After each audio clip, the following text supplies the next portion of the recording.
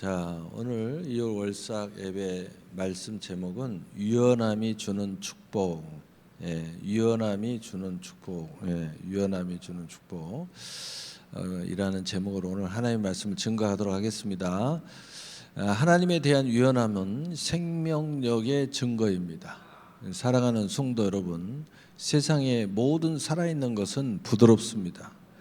각 태어난 아기의 살결, 봄에 솟아나는 새수는 한없이 부드럽습니다. 그러나 죽은 나무, 생명을 다한 식물은 딱딱하게 굳습니다. 우리 신앙도 마찬가지입니다. 영적으로 살아있는 사람은 하나님의 말씀 위에 유연하지만 영적으로 병든 사람은 자신의 고집과 편견으로 딱딱하게 굳어버립니다.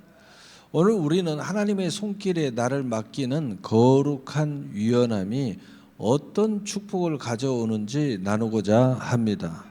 첫째로, 유연한 믿음은 깨지지 않고 빚어지는 축복입니다. 굳어 있으면 원 토기장이의 손에서 진흙이 딱딱하게 하는 모양을 만들 수 없습니다.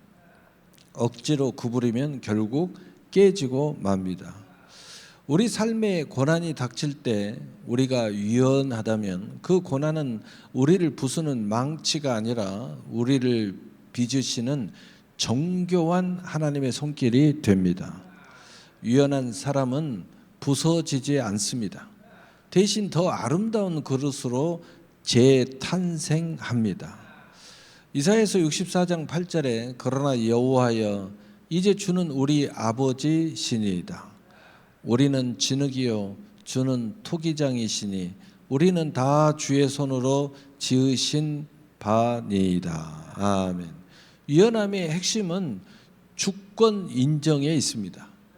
진흙이 토기장이에게 왜 나를 이렇게 만드느냐라고 항변하는 순간 진흙은 딱딱하게 굳어버립니다. 우리의 삶의 해석권을 하나님께 맡겨드릴 때, 즉 주는 나의 아버지시요 나는 주의 진흙임을 고백할 때 우리 마음은 비로소 유연해집니다.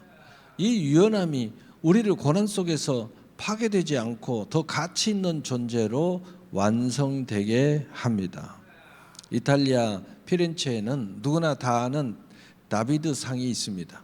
그런데 이 거대한 걸작을 만들기 전에 그 재료가 되었던 대리석은 다른 조각가들이 너무 결이 나쁘고 딱딱해서 도저히 쓸 수 없다며 40년 동안 방치했던 버려진 돌이었습니다. 어느 날 미켈란젤로가 그 돌을 발견하고 조각하기 시작했습니다. 누군가 물었습니다. 저 쓸모없는 돌로 무엇을 하려는 건가요? 미켈란젤로는 대답했습니다. 이 돌 안에는 천사가 갇혀 있습니다. 나는 그저 불필요한 부분을 깎아내어 천사를 자유롭게 해줄 뿐입니다. 우리의 삶도 때로는 버려진 돌처럼 거칠고 딱딱할 때가 있습니다. 하지만 우리가 하나님의 손길 앞에 나를 맡기며 유연하게 반응할 때 하나님은 우리 안에 불필요한 고집과 교만을 깎아내시고 우리 안에 감추어진 하나님의 형상을 끄집어 내십니다. 믿음의 유연함이란 나를 깎아내는 정소리를 견디며 하나님의 걸작으로 변해가는 과정인 것을 믿으시기를 바랍니다. 두 번째로, 믿음의 유연함이 새 포도주를 담는 축복입니다. 예수님은 새 포도주를 낡은 가죽 부대에 넣지 말라고 하셨습니다. 낡은 부대는 신축성을 잃어 새 포도주의 발효 압력을 견디지 못하고 터지기 때문입니다. 하나님은 날마다 우리에게 새로운 은혜와 비전을 주십니다.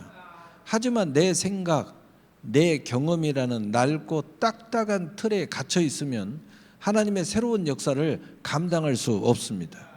마음이 유연한 자는 시대가 변하고 환경이 바꾸어도 그 속에 역사하시는 하나님의 새 일을 담아낼 수 있는 것입니다. 이사야 43장 18절에서 19절에 너희는 이전 일을 기억하지 말며 옛날 일을 생각하지 말라. 보라, 내가 새 일을 행하리니 이제 나타낼 것이라. 아멘. 낡은 가죽 부대의 특징은 늘 예전에는 이랬었는데 라며 과거에 머무는 것입니다. 하지만 하나님은 이제 나타날 새 일을 준비하시는 분입니다. 우리가 유연함을 잃고 과거의 성공이나 상처에 굳어 있다면 지금 내 발 앞에 흐르는 사막의 강물을 보지 못합니다.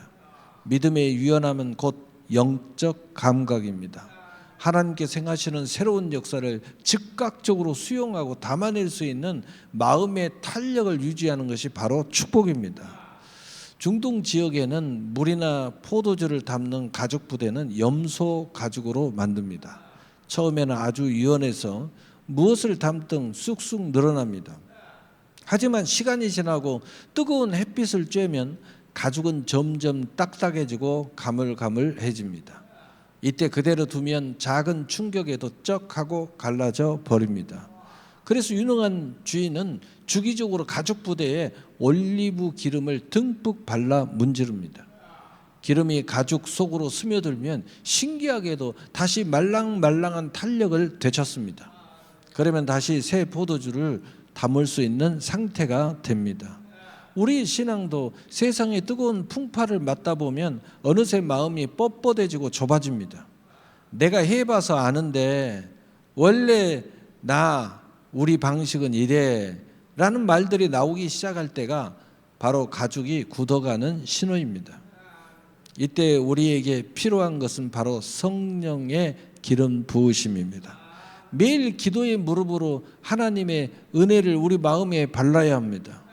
은혜의 기름이 스며든 유연한 마음만이 하나님이 오늘 부어주시는 새로운 축복을 터뜨리지 않고 온전히 담아낼 수 있습니다. 셋째로 관계를 살리는 화평의 축복입니다. 잠언 15장 1절은 유순한 대답은 분노를 쉬게 한다고 말합니다.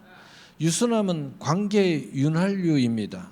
강한 바람에 아름들이 나무는 뿌리채 뽑히지만 부드러운 갈대는 바람을 따라 휘어지며 살아남습니다.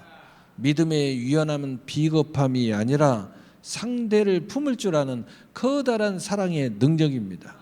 나를 꺾고 타인을 수용하는 유연함이 있을 때 우리 가정과 공동체의 화평의 축복이 임합니다.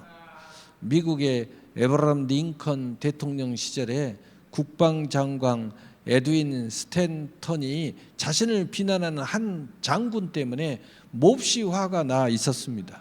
스탠턴은 링컨에게 달려와 그 장관을 얼마나 혹독하게 비판하고 싶은지 쏟아냈습니다. 링컨은 가만히 듣더니 이렇게 제안했습니다. 그렇다면 그에게 아주 신랄하고 매서운 편지를 한 통 쓰게나. 하고 싶은 욕을 다 적어서 말이야.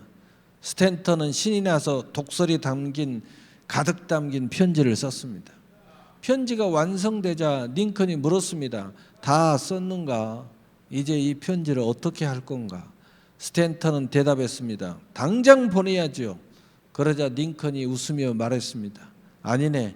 그 편지는 이제 난로 속에 던져버리게.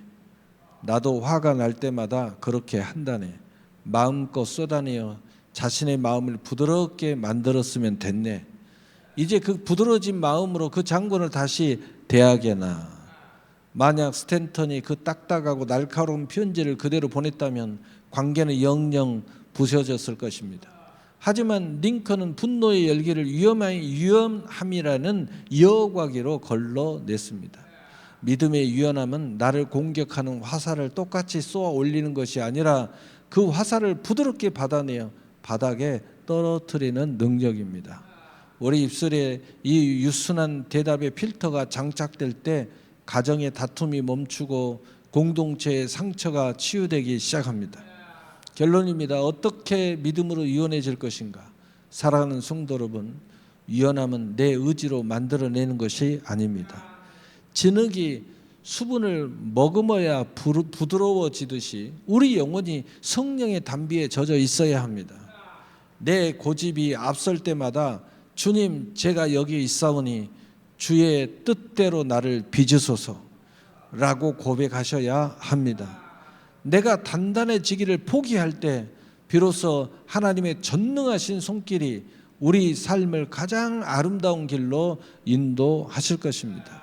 사랑하는 성도 여러분, 믿음의 유연함이 하나님의 축복의 기회를 만들고 하나님의 모든 축복의 은사를 수용하게 하시고 하나님께서 주시는 모든 삶 속에서 실상과 증거와 성취를 이루시는 우리 주 예수 그리스도의 이름으로 축복합니다. 축복합니다. 아멘. 우리 기도하겠습니다.